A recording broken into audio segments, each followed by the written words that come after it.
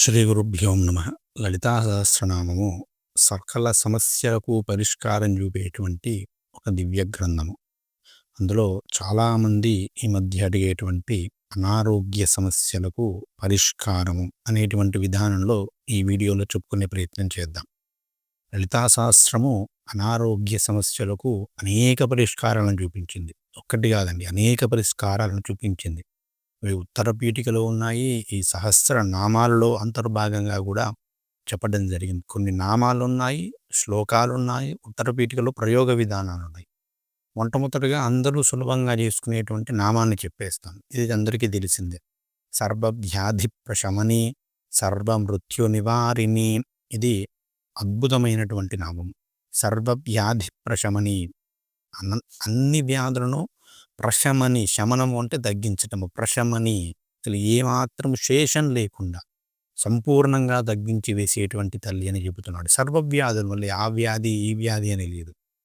సమస్త వ్యాధులను ఆపాదమస్తకము సప్తధాతువులలో ఎక్కడ సమస్య ఉన్నా కూడా తీసివేయగలిగేటువంటి తల్లి. సర్వ మృత్యు నివారణ కూడా, ఆమె మృత్యువును కూడా జనన మరణమైనటువంటి చక్రం నుంచి విడిపడి చేస్తుంది. అంటే సర్వవ్యాధి అంటే సంసారం కూడా ఒక వ్యాధి. ఈ యొక్క నామాన్ని చేసుకుంటే అనారోగ్యాలే కాదు, సంసారంలో వచ్చేటువంటి దుఃఖాలు కూడా తొలగిపోతాయని పెద్దలైన వారు చెప్తారు. ఎందుకంటే సంసారం ఒక పెద్ద రోగము కదా, భవరోగము కదా, భవరోగ నాశిని తల్లి. కాబట్టి ఈ నామాన్ని చేయడం ద్వారా సమస్త సమస్యల నుంచి బయటపడవచ్చు. అదేవిధంగా సర్వమృత్యు నివారణి, జాతకంలో ఉండేటువంటి అపమృత్యు దోషాలు, కాలమృత్యు దోషాలను తొలగించి శాశ్వతంగా మృత్యువు లేనటువంటి స్థితిని, అంటే అమృతత్వ స్థితిని ఇస్తుంది అని చెప్తున్నారు. ఈ రెండు నామాలు చాలా శక్తివంతమైన నామాలు. అంటే సంపుటీకరణం చేసే విధానం కూడా 3 విధాలుగా ఉంటుంది. మొదటిది శ్రీమాత్రే నమః, సర్వవ్యాధి ప్రశమని, సర్వమృత్యు నివారిణి, శ్రీమాత్రే నమః. ఇది సులభమైనటువంటి విధానం. ఇలా అయితే కనీసం ఒక 48 రోజులు, రోజు 1008 సార్లు చేయండి. తద్వారా రోగములు తగ్గుముఖం పడతాయి. వీటిని చేస్తూ ఔషధాన్ని కూడా స్వీకరించాలి. అంతేగాని నూనెలు పూస్తే తగ్గడం అనేది మన ధర్మంలో లేదు. మన ప్రయత్నం చేస్తూ ఈశ్వరుని నమ్ముకోవాలి. ఇక రెండవ సంపుటీకరణ విధానము సర్వవ్యాధి ప్రశమని, సర్వమృత్యు నివారిణి, శ్రీమాత శ్రీ మహారాజ్ఞి శ్రీమత్ సింహాసనేశ్వరి, సర్వవ్యాధి ప్రశమని, సర్వమృత్యు నివారిణి అని ప్రతి పాదానికి, శ్లోకంలో ప్రతి పాదానికి 2 పాదాలు ఉంటాయి కదా, పై పాదానికి కింది పాదానికి విడివిడిగా దీన్ని సంపుటీకరణ చేయాలి. ఇలా చేస్తే 365 శ్లోకాలు ఉంటాయి. 366 అనుకుంటా ఆ శ్లోకాలకు సంపుటీకరణ. 366 సార్లు ముందు వెనక ఈ నామాలు పెట్టి చేయడం అనేది సంపుటీకరణ. ఇది అత్యంత విశిష్టమైన సంపుటీకరణ, వజ్రాయుధం లాంటి సంపుటీకరణ అని పెద్దలు చెప్పడం జరిగింది. ఇది చాలా తొందరగా ఇస్తుంది. ఇలా కాకుండా సర్వవ్యాధి ప్రశమని, సర్వమృత్యు నివారిణి, శ్రీమాత శ్రీ మహారాజ్ఞి శ్రీమత్ సింహాసనేశ్వరి, సర్వవ్యాధి ప్రశమని, సర్వమృత్యు నివారణి అని ప్రతి శ్లోకానికి ముందు సర్వవ్యాధి ప్రశమని, సర్వమృత్యు నివారణి, తర్వాత సర్వవ్యాధి ప్రశమని, సర్వమృత్యు నివారణి అనే సంపుటీకరణ చేస్తూ ఆ 183 శ్లోకాలకు చెప్పడం ఇది ఒకటి సంపుటీకరణ విధానం. ఈ సంపుటీకరణ చేసినట్లయితే ఎలాంటి సమస్య నుంచైనా, ఎలాంటి అనారోగ్య సమస్య నుంచైనా కూడా బయటపడవచ్చు అని పెద్దలైన వారు సూచించారు. మీరు ఏది చేయగలిగితే దానిని మీరు చేయండి. దాన్ని స్వీకరించి యథాశక్తిగా పాయసాన్నాన్ని కానీ, గుడాన్నాన్ని కానీ, ఏదో ఒక నైవేద్యాన్ని అమ్మవారికి పెట్టి దాన్ని ఆ రోగగ్రస్తుడైన వారు వారే చేస్తే వారు తీసుకోవాలి. లేదా వేరే వారి కోసం చేస్తే వారి నామాన్ని చెప్పి పారాయణ చేసి ఈ యొక్క దీన్ని చేసుకోవాలి. ఈ పారాయణ విధానం కూడా మరొక ప్రయోగాన్ని ఉత్తర పీఠికలో చెప్పినారు వశిన్యాది వాగ్దేవతలు. ఏమిటంటే లలితా సహస్రనామాన్ని సంపుటీకరణ చేయడం చెప్పాం కదా. ఈ పారాయణ చేసేటప్పుడు, అంటే సర్వవ్యాధి ప్రశమని, సర్వమృత్యు నివారణ పారాయణ చేసేటప్పుడు ఎదురుగా ఒక రాగి చెంబులో జలాన్ని పెట్టుకొని ఆ జలం మీద ఇలా చేయి పెట్టి, కుడి చేయిని పెట్టి, అప్పుడు ఆ పారాయణం అంతా చేసి ఆ 1008 సార్లు నామం చెప్పడము, లేదా మొత్తం సంపుటీకరణ విధానంలో పారాయణ చేయడం, ఇవేవి చేయలేకపోతే కేవలం లలితా సహస్రనామాన్ని పారాయణ చేయడం. పారాయణ చేసినంతసేపు చెయ్యి అనేది రాగి చెంబు మీద ఉండాలి. ఆ తర్వాత దాన్ని తీసి ఆ నీటిని కొంత ఆ రోగగ్రస్తులైన వారి మీద చల్లడము, కొన్ని వారికి మొత్తం తాగించడము చేత రోగ నివారణ జరుగుతుంది. అదేవిధంగా జ్వరగ్రస్తులు, జ్వరంతో బాధపడే వారికి వారి మీద చెయ్యి ఉంచి, తల మీద ఇలా చెయ్యి పెట్టి లలితా సహస్రనామం మొత్తం చదివితే పిల్లలకు వేస్తే ఆ వ్యాధి అనేది తగ్గిపోతుంది, ఆ జ్వరం అనేది తగ్గిపోతుంది. చాలామంది చిన్నపిల్లలకు జ్వరం రాగానే దర్గాల చుట్టూ తిరుగుతారు. ఏ దర్గాల చుట్టూ అవసరం లేదు, దుర్గమ్మను పట్టుకోండి, అన్నీ తీసివేస్తుంది. చక్కగా అలా చెయ్యి పెట్టి మీరే చదువుకోండి, చూస్తారు అద్భుతమైన ఫలితాలు. లేదా ఇలా చేతిలో కాస్త విభూతి తీసుకొని లలితా సహస్రనామం మొత్తం చదివి కాసింత నీళ్ళలో వేసి తాగించండి. కాసింత ఇలా నుదుటన రాయండి.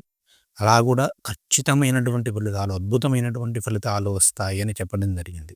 దీర్ఘకాలికంగా ఎక్కువ కాలం బాధిస్తున్నాయి అనుకున్నప్పుడు పౌర్ణమి రోజున రాత్రిపూట ఉదయం నుంచి సాయంత్రం వరకు వీలైతే ఉపవాసము లేదా తినగలిగే ఆహారం కాకుండా వేరొక పదార్థాన్ని ఆహారం తినగలిగిన రోగగ్రస్తుడైతే పర్వాలేదు. సాయంత్రం పూట స్నానం చేసి ఆ యొక్క చంద్రుని వెన్నెలలో కూర్చొని ఆవు పాలను ముందు పెట్టుకొని ఆవు పాలలో చంద్రబింబాన్ని చూస్తూ ఆ చంద్రబింబంలో లలితాదేవిని ధ్యానిస్తూ పంచపూజలు చేసి గంధ పుష్ప ధూప దీప నైవేద్యాలు సమర్పిస్తున్నట్లుగా 5 సార్లు నీళ్ళనే సమర్పించి లలితా సహస్రనామాన్ని పారాయణ చేస్తే అద్భుతమైనటువంటి ఫలితాలు వస్తాయి. ఎలాంటి సమస్య నుంచైనా, ఎలాంటి అనారోగ్యం నుంచైనా బయటపడి తీరతారు అని వశిన్యాది వాగ్దేవతలో చెప్తున్నారు. ఇవి నేను చెప్పేటువంటి విషయాలు కావు. కాబట్టి ఈ యొక్క విధానాలను ఏదో ఒక దాన్ని పాటించండి.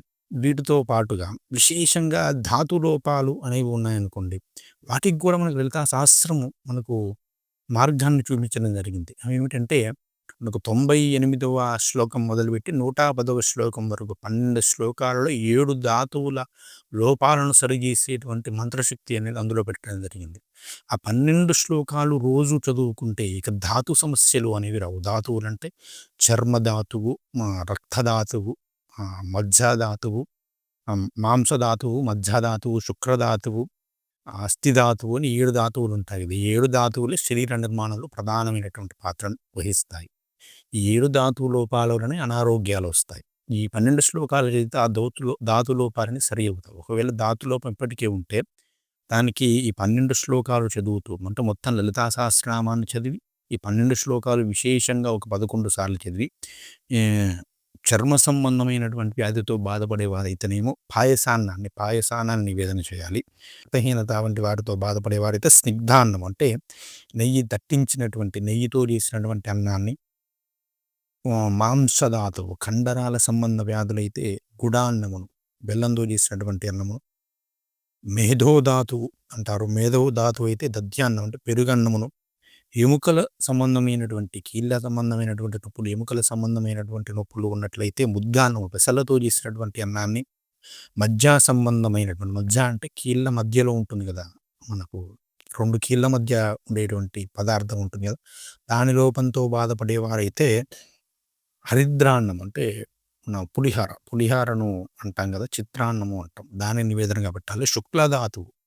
శుక్లధాతు సంబంధమైన లోపాలతో ఉన్నవారు సర్వోదనము అన్ని రకాల కూరలో కలిపినటువంటి నైవేద్యాన్ని పెట్టి దాన్ని స్వీకరించాలి. వారు అమ్మవారికి మొత్తం లలితా సహస్రనామం చదవాలి. ఈ 98 నుంచి 110 వరకు ఉన్నటువంటి ఆ 12 శ్లోకాలు విశేషంగా 11 సార్లు చదివి మళ్ళీ ఈ యొక్క నివేదనను పెట్టి ఆ యొక్క ప్రసాదాన్ని ఆ యొక్క లోపం ఉన్నటువంటి వ్యక్తి చదివితే ఆ ధాతు సంబంధమైనటువంటి లోపాలు తొలగిపోతాయి అని కూడా చెప్పడం జరిగింది. లేదా ఈ సర్వవ్యాధి ప్రశమని, సర్వమృత్యు నివారణని దాన్ని 1008 సార్లు చేసి ఈ లోపాలు ఉన్నవారు ఈ నైవేద్యాలు పెట్టినా కూడా ఆ విధమైనటువంటి ఫలితాలు పొందవచ్చు.